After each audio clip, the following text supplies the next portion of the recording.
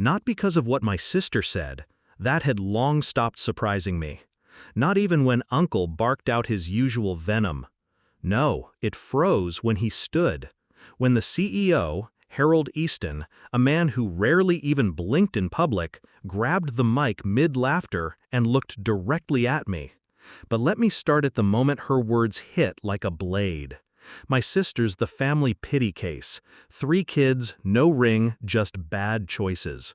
She grinned like it was clever, like humiliation made her charming. And the crowd laughed. Not all of them, just enough. Then Uncle added fuel.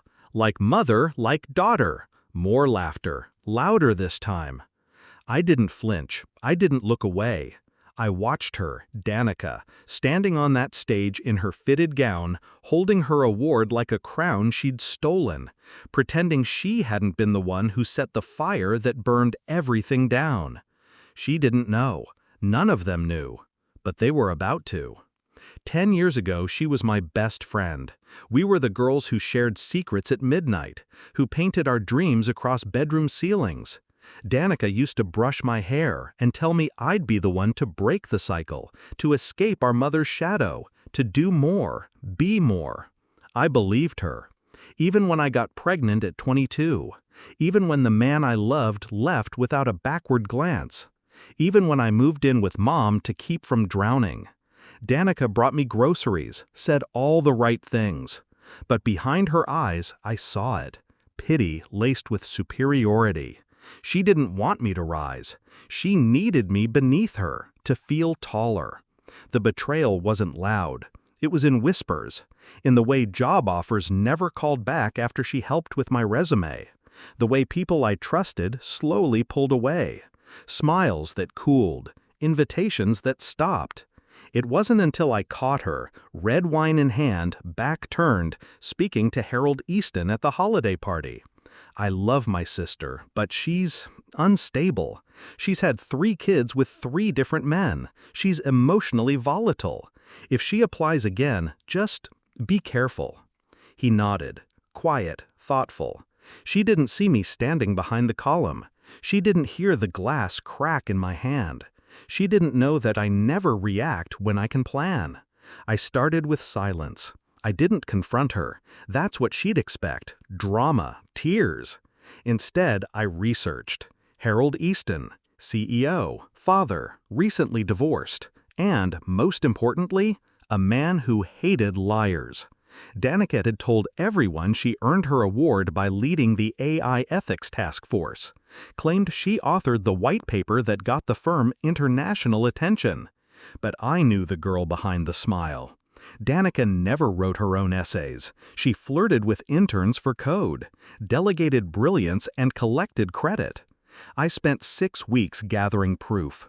Emails, time-stamped edits, internal comms from the junior team. And then I did something I hadn't done in years. I put on lipstick, walked into Easton's office, told the truth with evidence.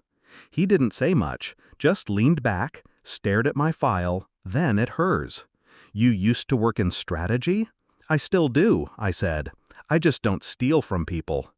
The night of the award ceremony, I knew it was showtime. I didn't tell anyone I was coming, just bought a ticket and sat in the back. Danica didn't see me, not until her name was called. She walked on stage like she was royalty, glittered in applause.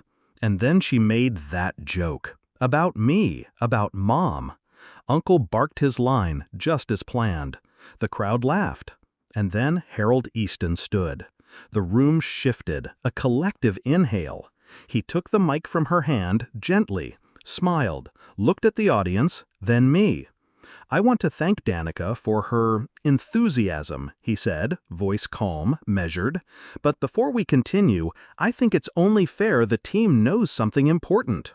Danica's smile wavered. Harold turned to her. "This award isn't yours." Silence. "You didn't write the paper. You didn't lead the task force. You lied. You manipulated your team and your sister to stay on top. That ends tonight." Gasps, movement. She reached for the mic. He stepped back. "I reviewed everything. We've rescinded the award." And your contract." Her face broke. I stood then, slowly, met her eyes across the room. She mouthed, "What did you do?" I tilted my head, smiled like she used to, like it didn't hurt. They say revenge is hollow, that it doesn't fix the wound, but they're wrong, because it wasn't about making her fall. It was about making her look up and realize the person she mocked was the one who buried her. In heels, calm, with receipts. I didn't need applause. I didn't need an award. I just needed her to know I was never the pity case. I was the reckoning she didn't see coming.